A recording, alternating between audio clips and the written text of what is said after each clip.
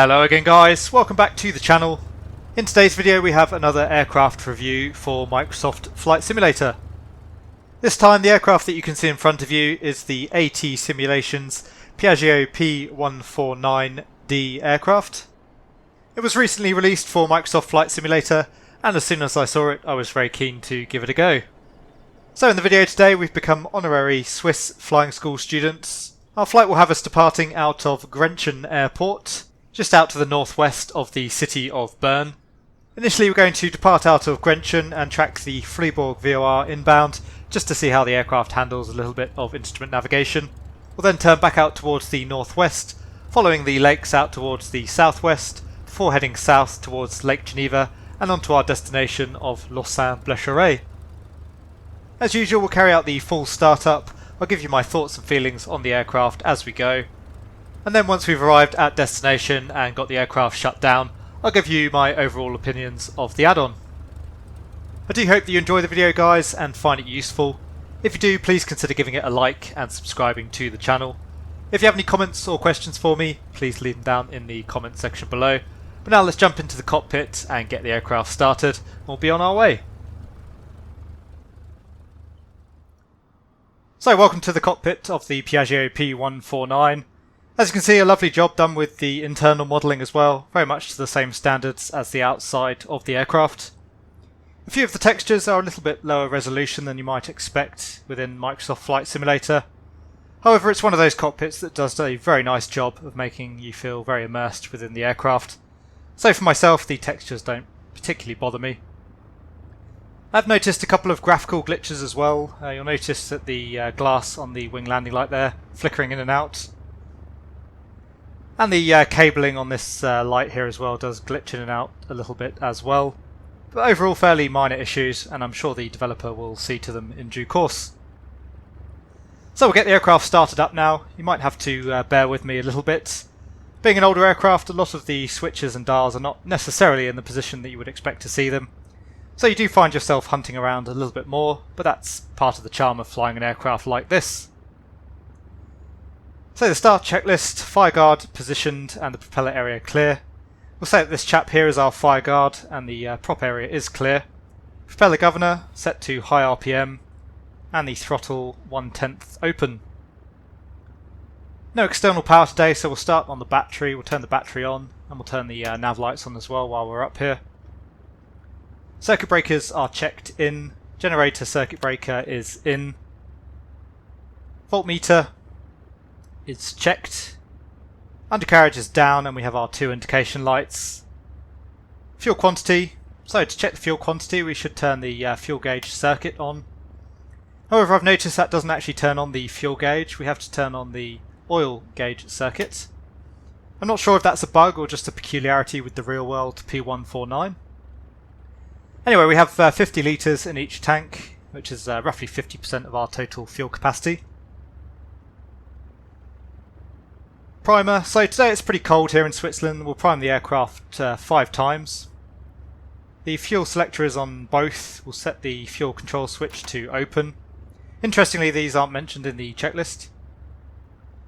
So we'll prime 5 times as I mentioned. So there's 5. Booster pump can go on. Checking that the fuel pressure is within the green arc, which it is. The checklist calls for the mixture to be at idle for the start. Mags go to magneto 1 initially.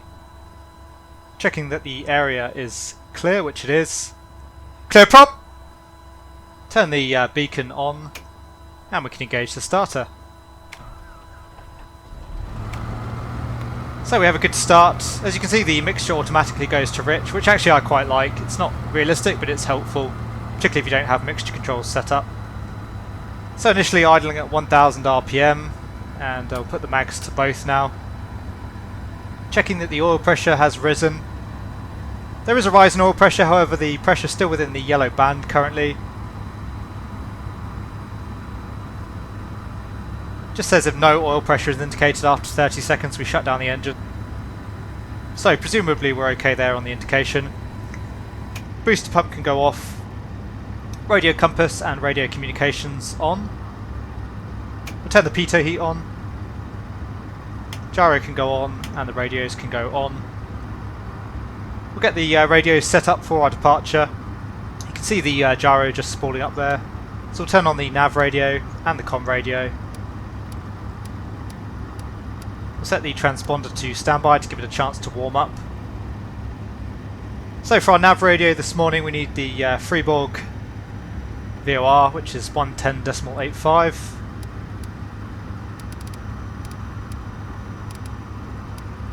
Which we have set. And we'll be looking for the 181 radial. So just bear with me while I set that. There's 181.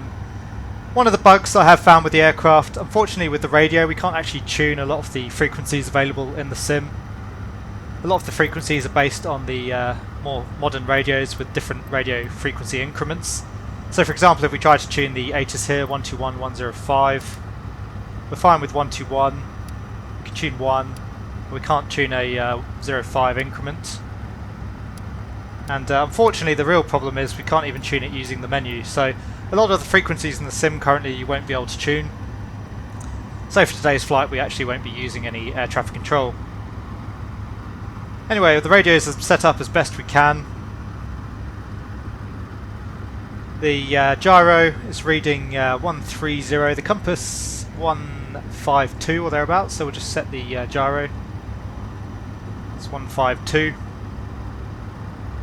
No external power connected, so no need to disconnect there, and double checking that the battery is on. Close the canopy now. Again, it's a pretty cold day here, so no need to have that open. And it will help keep things a little bit quieter as well. So allowing the engine to warm up at around 1200 RPM. We're looking for an oil temperature of 60 initially, still slightly low there, and the radios are set. Carry out the taxi while we wait for the engine oil temperature to come up. So the area is clear. As you can see from the windsock, the wind out from the east today, so we'll taxi down for the westerly runway. We'll carry out our run up. So part brake off. Cylinder head temperature still around 100 degrees at the moment, so we'll leave the cowl flaps closed just for now, allow the engine to warm up a little bit more. We'll come around as hard to the right as we can to avoid the chap on our left. Just clear of him. No one else coming down the taxiway.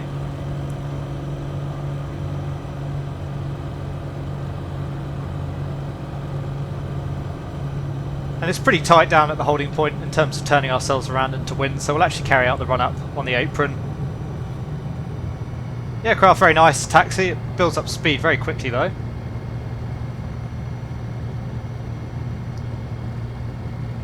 If we just swing around here, there's not too much downwind of us. So we're into wind, part brake on, coming back on the RPM just for now. So the oil temperature's just gone above 60, which is great, and the cylinder head temperature just above 150 degrees as well. So we'll open up the cowl flaps now. That'll be good for the takeoff as well. There's a lot of mentions in the checklist about the engine possibly overheating or even catching fire, so I presume that that is a significant issue with the aircraft. So again, good to have the cowl flaps open. So for the run up, initially checking each fuel tank. So there's the starboard fuel tank. Checking the fuel pressure, which is good. Switch over to the port tank. And again the fuel pressure checks. Back to both. So checking the instruments again, altimeter's set. Showing 070, 070. OBS is set.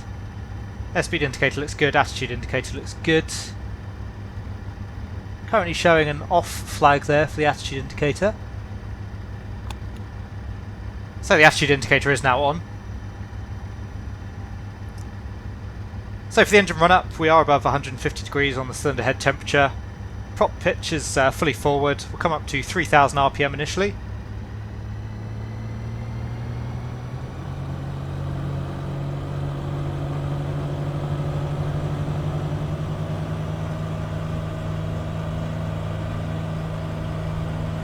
So it's 3000 RPM, checking the manifold pressure.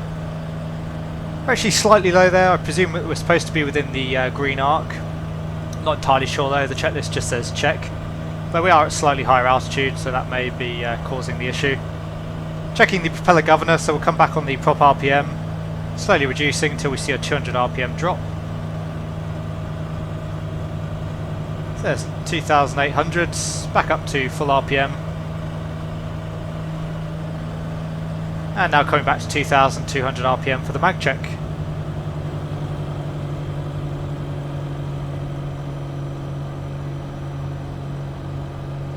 So there's 2,200, checking the magnetos. We're looking for no more of a drop than 180 RPM on each side, and no more of a discrepancy than 30 RPM. So mag 2. We have just within limits there, about 170. Back to both.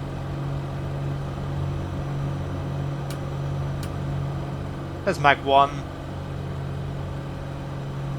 Reading very much the same. So mag's within limits. And coming back to idle.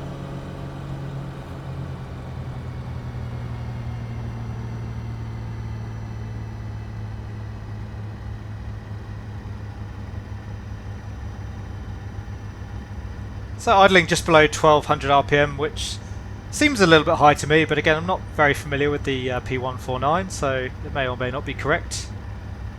Come back up to 1200 RPM to idle just for now. So the pre-takeoff check, radio equipment and compass are checked and set.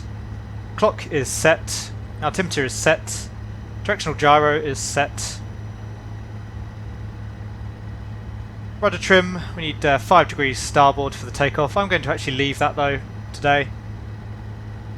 Landing flaps to the takeoff detent. And the flaps are set. It's actually detent 2 for the takeoff apparently. So flaps are set. Seatbelts are secured. Canopy is closed and locked. Booster pump on. Pitot heat is on. So we'll taxi to the runway and we'll carry out the rest of the checklist. Part brake off.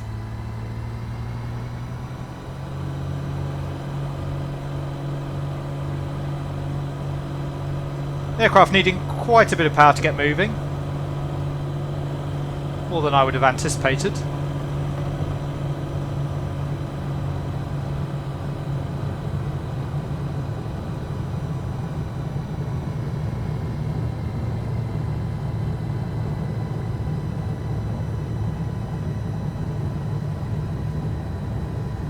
So there's the holding point for runway 06. Again, we'll just briefly stop the aircraft, parking brake on, carry out the rest of the checklist before we go. So we'll say that we do have our takeoff clearance. The approach area is clear. So for the takeoff we'll come up to full power and we'll raise the undercarriage once we have a positive climb. Once the undercarriage is up, we adjust the propeller governor for 3000 RPM and we're looking for 27 inches manifold pressure. One thing that I didn't notice in the checklist is the flight control check, so we'll check those now.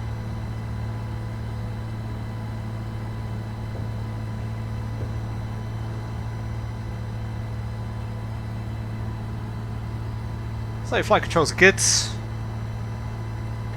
Again, parking brake can come off, we'll line up now.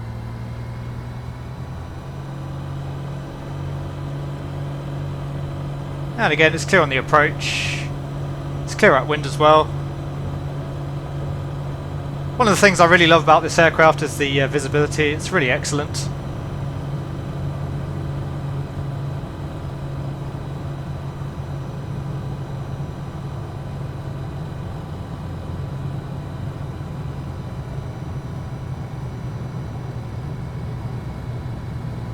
So as I say, initially up to full power for the climb. Positive climb will get the gear up and then we'll shortly thereafter come back to 3000 RPM and 27 on the manifold pressure.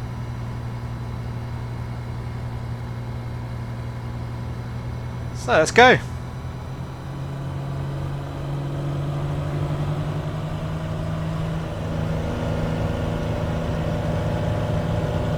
Says full power, RPM looks good, manifold pressure's checked, T's and P's are good.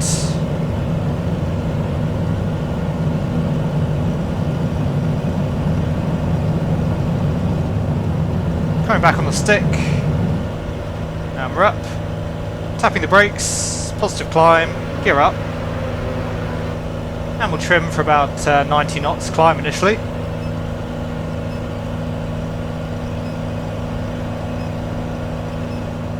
Initially we'll be swinging the aircraft right round in the circuit.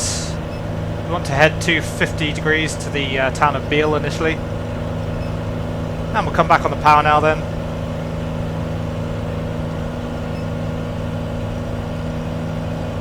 So gear is up, start reducing the flaps momentarily. And coming back on the prop RPM.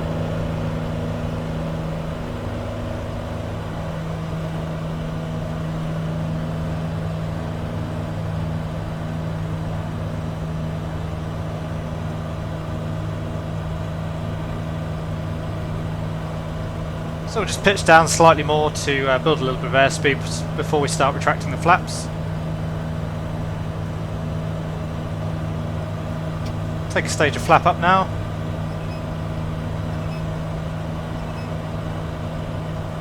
And we'll retract the flaps fully. So we're good on the heading there, there's 250. As I say, heading out towards the town of Biel, which is just on the northeastern shore of a lake. So the gear is up, flaps up. Fuel pump can come off.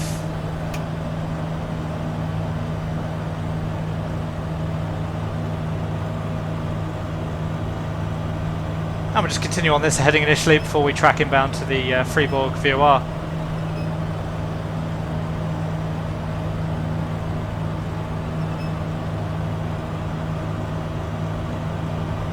So boost pump is off. Checking the cylinder head temperature, we're pretty hot there. Cowl flaps are fully open, so there's not much more we can do about that. We'll just come back slightly more on the power.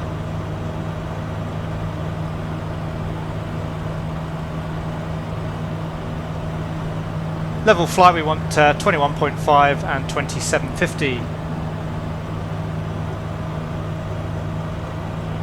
Looks like our manifold pressure gives us atmospheres rather than inches, so no idea what the conversion rate is there, but we'll just come back on the power a little bit more and we'll set 2750 on the RPM.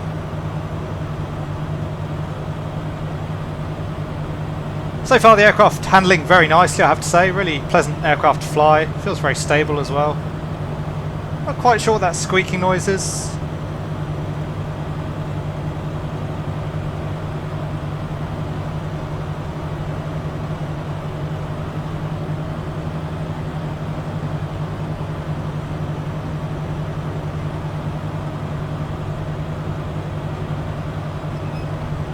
I think it might be the trim wheel actually. Yeah, it's the trim wheel. So this is the town of Biel up ahead of us. As I say, once we pass overhead the town, we'll turn inbound to the Fribourg VOR.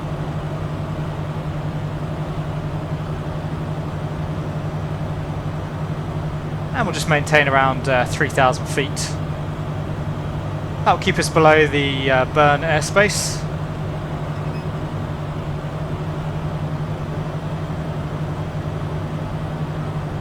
So T's and P's are good.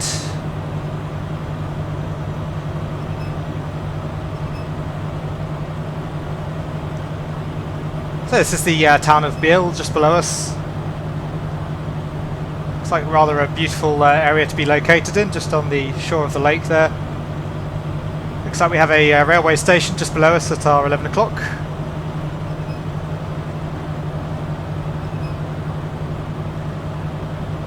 See that we are just about to intercept the radial, the 181 radial inbound to Fribourg. We'll set our heading reference to 181.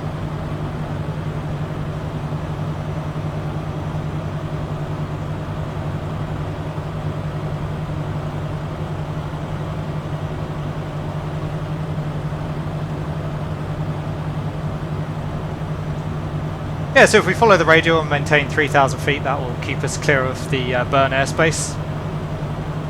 And again, this aircraft, I have to say, is an absolute joy to fly. It's really smooth, but very responsive, very stable as well.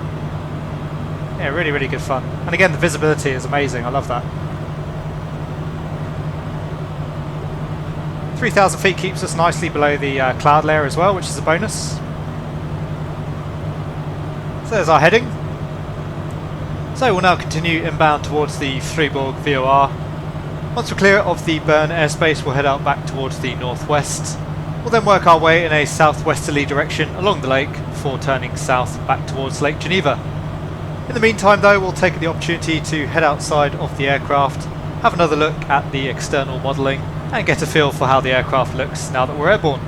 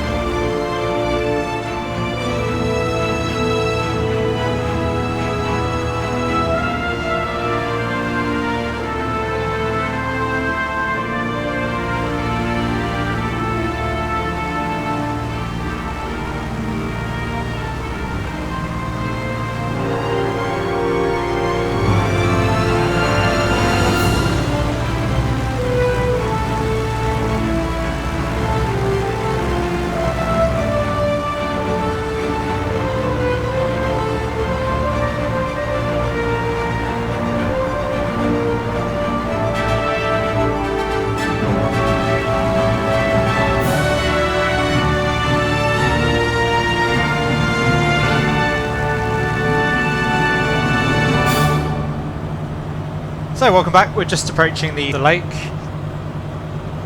As you can see, the weather closing in a little bit ahead of us. It's getting rather dark and gloomy. Just turned on the cockpit lighting, which again is very nicely done. We have the gauge lights currently illuminated.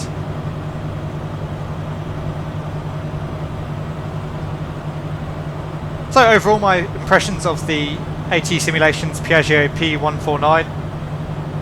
I have to say I'm really impressed. I think the aircraft is great fun to fly. Very well done. There are a few minor glitches which we've already mentioned, but yeah, this aircraft really good fun, and I have to say probably right up there as one of my favourite aircraft in the sim so far. It would be a tough choice between this or the Coronado Muni Ovation. Although I do think that this is probably more fun to fly, and it's certainly more up my alley in terms of the age and quirkiness of the aircraft. So as always, I don't like to tell people whether they should or shouldn't buy a product, but certainly the ATSimulations P149 gets a big thumbs up from me.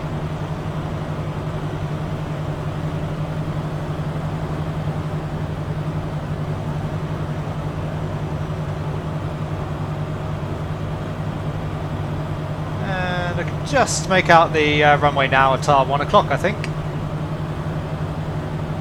So we'll start turning onto a left downwind. To bring the speed back to 100 knots to take the gear. So coming off the power.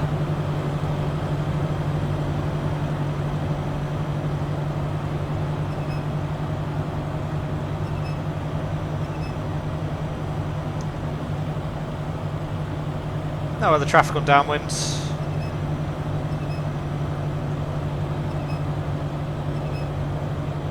We'll call downwind now. Lima Sierra Golf, Lima Traffic Golf, India Tango Bravo Sierra is on downwind runway 36. Says 3,100 feet for the circuit, we'll take the gear down. And we want to be below 90 knots before we start taking flap.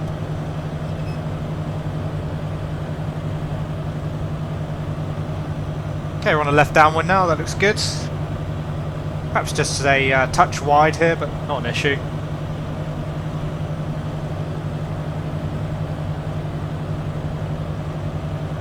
So, brakes are off, undercarriage is down, mixture is rich, fuel pump can go on. Instruments are checked, landing lights are on, and harness secure.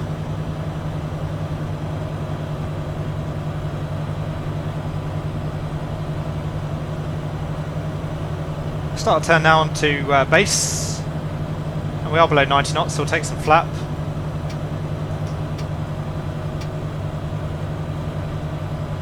And below 80 we can take further stage of flap.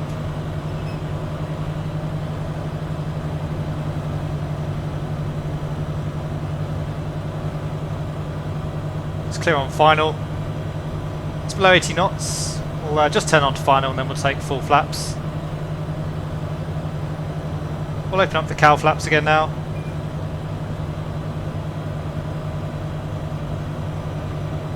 And coming all the way back off the power, the speed just creeping up again there.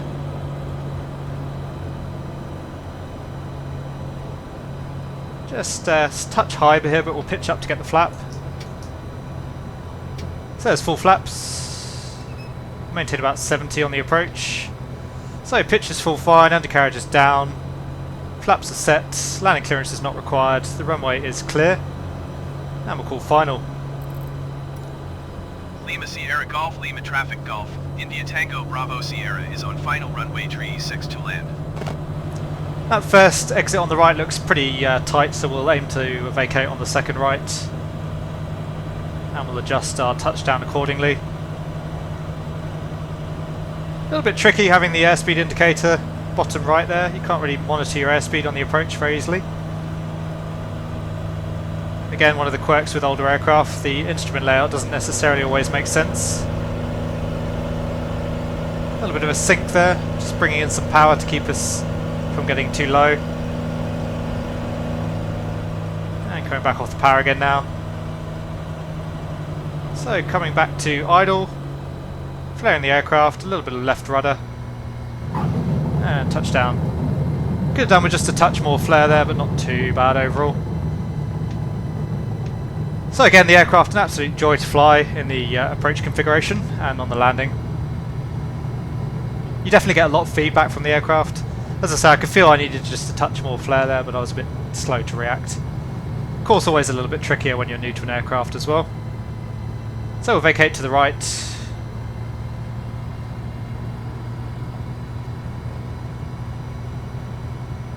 In terms of parking, we'll just swing out to the right and we'll park up somewhere over there.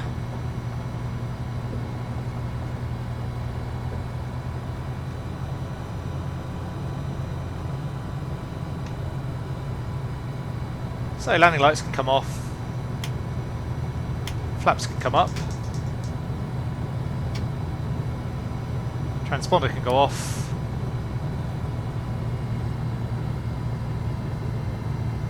After landing checklist, flaps are up, boost pump can go off, trim controls are set to neutral, pitot heat off. That's the after landing check is complete. So as I say, we'll just taxi up to the apron here on the left, we'll park up the aircraft, we'll get it shut down, and then I'll run through my overall impressions of the ATSimulations Piaggio P149.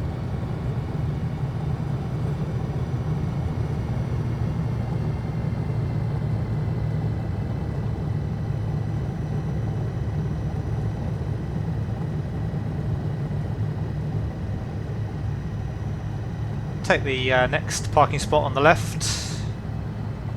Again, that real world weather looking absolutely stunning. As usual, the ground traffic proving to be an absolute hazard.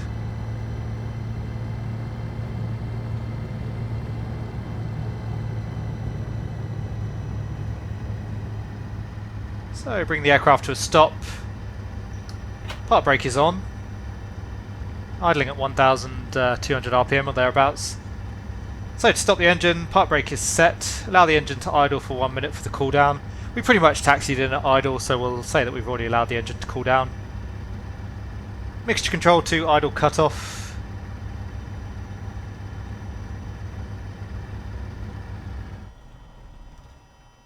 And we have cutoff. Ignition switch to off. Fuel cock off. Electrical switches off. So again, this checklist is slightly different. It speaks about pulling the key out of the ignition and the fuel cock to off. There's no off position on the fuel cock. There's no key for the ignition. Anyway, we'll start turning off some of the equipment. So radio off. Gyro can go off. Pitot heat off. Turned off the wrong switch there on the taxi in, didn't I? Beacon can go off. Oil and fuel gauges can go off. Generator circuit breaking go to open. Undercarriage controls in the centre position. Flaps are up. And we'll turn off the battery. So that's the flight done. We'll open up the canopy. We'll head outside, and as I say, I'll give you my overall rundown and impressions of the add-on. So there you go, guys. I do hope that you enjoyed our flight in the ATSimulations Piaggio P149 Delta. I'm sure it's probably apparent to most of you that I certainly did. The aircraft certainly doesn't break any boundaries in terms of what's possible with a flight simulator add-on, but the P149D from ATSimulations is a really nice, solid, good fun, well-polished product. Overall, I found the aircraft to be very immersive and really good fun to fly. The modelling both inside and out, as I'm sure you could see, is really top-notch. The texturing for the most part is really well done, although as we mentioned there are a couple of texture glitches and some of the textures could be slightly higher resolution. As far as the aircraft systems go, it's probably not something that you could call study level, but the system's depth and modelling is quite good and certainly enough to simulate a flight rather accurately. This aircraft does perhaps appeal to a slightly more niche audience, as it's not your typical general aviation fare. But if you are looking for a Microsoft Flight Simulator add-on that offers something a little bit different, and certainly more of a challenge to operate than your average Cessna 172, then the ATSimulations P149D is certainly worth a look. Anyway guys, as always, I do hope that you enjoyed the video. If you did, please consider giving it a like and subscribing to the channel. That really helps the channel to grow. If you have any comments or questions for me, please leave them down in the comments section below and I'll do my best to answer them. But for now, thank you very much, and I'll see you all again soon.